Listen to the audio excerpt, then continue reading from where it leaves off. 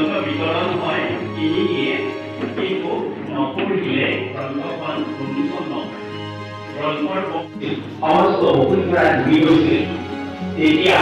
অথাই তলৰ পৰা ৰক্ষা কৰিবৰ কাৰণে কোনো ঐশ্বৰ্য বিভূতি ভগৱানে বাছি ভাল আছে ভগৱানে ভগৱন্ত মুখ্য অৱতাৰ ধাৰণ কৰি কেৱল এইখন উদ্ধাৰ কৰিছে কীৰ্তন পুৰীৰ চতুৰ্বিধ অৱতাৰৰ প্ৰথমতে আছে মৎস্যৰূপে অৱতাৰ ধৰা প্ৰথমত উদ্ধাৰিকা চাৰি বেদত্ব হৈ এই যে চাৰি বেদ ভাৰতীয় সভ্যতাৰ আৰু তাকে কোৱা হয় ত্যাগীৰ মহাসাগৰ অৰ্থাৎ ত্যাগীৰ মহাসাগৰখন কিতাপ ছপাবলৈ ব্যৱহাৰ কৰা সেই ত্যাগীবোৰ এক ঠাইত জমা কৰি থলে এখন মহাসাগৰ আজিলৈকে সৃষ্টি হওঁতে কিমান পানী জমা হৈছে কিমানখিনি এটা কথা মনত পৰিছে যে আজিকালি গ্ৰন্থ পঢ়ুৱৈৰ সংখ্যা মাধ্যমত উপলব্ধ হৈছে আমাৰ নতুন জেমছ হিল্টন তেখেতে ফাৰেনহাইট 451 নামৰ এখন গ্ৰন্থ লিখিছে 1938 চনত ফাৰেনহাইট 450 অৰ্থাৎ এই উচ্চতাৰ সকলো পদাৰ্থ জ্বলি যায় মানে নজলা বস্তু একো নাই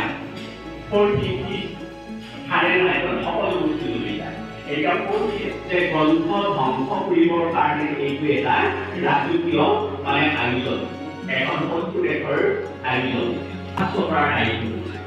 আৰু মুখা চপৰাৰ জৰিয়তে প্ৰতিজন মানুহে এখন গ্ৰন্থলৈ ৰূপান্তৰ কৰিছে দুখতকৈ বিশ্ব বন্দিত নাযায় গ্ৰন্থ পঢ়াও নাযায় এইকাৰণে কোৱা হয় গ্ৰন্থ পঢ়া নাযায় যে গ্ৰন্থ পুনৰ সৃষ্টি কৰিব পাৰি অন্তঃস্থবিকাশ আমাৰ ইছলাম ধৰ্মৰ ভাইসকলে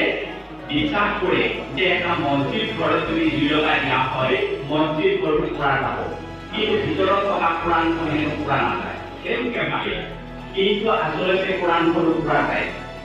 কোৰাণখন উলাপাতত কাগজতহে ছপাইছে কাগজটো পুৰা নাযায় কিন্তু অৰ্থটো এইটো যে ক'ৰবাত নহয় ক'ৰবাত এজন মুছলাম মঞ্চে চকুৰে আনিব পাৰি আমাৰ হিন্দুসকলৰ যিসকল পৰম ভক্ত আছে তেখেতসকলে গীতা ভাগৱত কীৰ্তন নাম ঘোষাৰ পদবিলাক এফালৰ পৰা মুখাস্ত মাতিব পাৰে শুনিলেই হ'ব কোনেও নপঢ়া গ্ৰন্থৰ এটা ভঁৰাল গুদাম ঘৰৰ বাহিৰে আনিব নহয় কোনেও নপঢ়া কিছুমান কিতাপ এটা ঘৰত যদি ভৰাই থোৱা যায় সেইটো কিতাপৰ গুদাম ঘৰ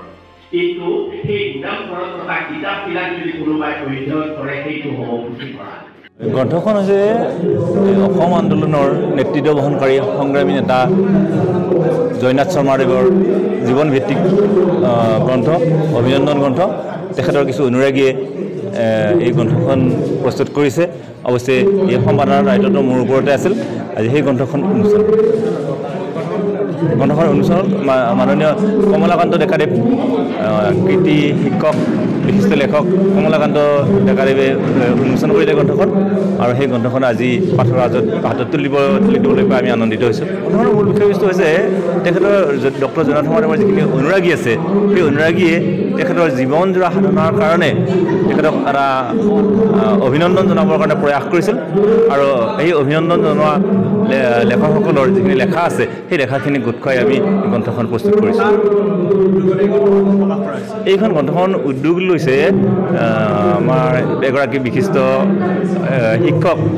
নিধিৰাম আচাৰ্যদেৱৰ নামৰ এটা দল এটা আছে নিধিৰাম আচাৰ্য স্মাৰক দল বুলি সেই দলটোৰ উদ্যোগতে এই গ্ৰন্থখন প্ৰকাশ পাইছে এইটো প্ৰথম খণ্ড ইয়াৰ পিছত আৰু এটা খণ্ড প্ৰকাশ পাব আমি এই খণ্ডটো চিপাঝাৰ সমষ্টিভিত্তিক যিখিনি অনুৰাগী আছে এই অনুৰাগীখিনিকহে এই গ্ৰন্থখনত স্থান দিয়া হৈছে কাৰণ তেখেতৰ যিমান বৃহৎ সংখ্যক অনুৰাগী আছে গোটেইখিনি অনুৰাগীক ইয়াতে আমি স্থান দিব পৰা নাই অনুৰাগী লেখাক অন্য এটা খণ্ডত আমি অন্যান্য লেখকসকলকো অন্তৰ্ভুক্ত কৰিবৰ কাৰণে যত্ন কৰিম গ্ৰন্থখন উন্মোচন কৰা দেখা পাই আমি যথেষ্ট আনন্দিত আমাৰ নিধিৰাম স্মাৰক দলৰ পৰা এখন মানে গ্ৰন্থ আজি উন্মোচন কৰা হ'ল তেখেতে এই গ্ৰন্থত বিভিন্ন ধৰণৰ কথা ইয়াতে সন্নিৱিষ্ট হৈছে তেখেতৰ ছাত্ৰ জীৱনৰ কথা তেখেতৰ শৈশৱৰ কথা তেখেতৰ অসম আন্দোলনত তেখেতৰ জড়িত হোৱাৰ কথা বা অসম ৰাজ্যৰ কাৰণে তেখেতে মন্ত্ৰী হিচাপে যিখিনি কথা আমাৰ আমাৰ সমাজলৈ অসমখনলৈ বৰঙণি আগবঢ়ালে আটাইখিনি কথা তাতে সন্নিৱিষ্ট হৈছে এই কথাখিনি সন্নিৱিষ্ট হোৱাত আমি আটাই গৌৰৱান্বিত আমাৰ পৰিয়ালৰ এগৰাকী সদস্য হিচাপে এইখিনিয়ে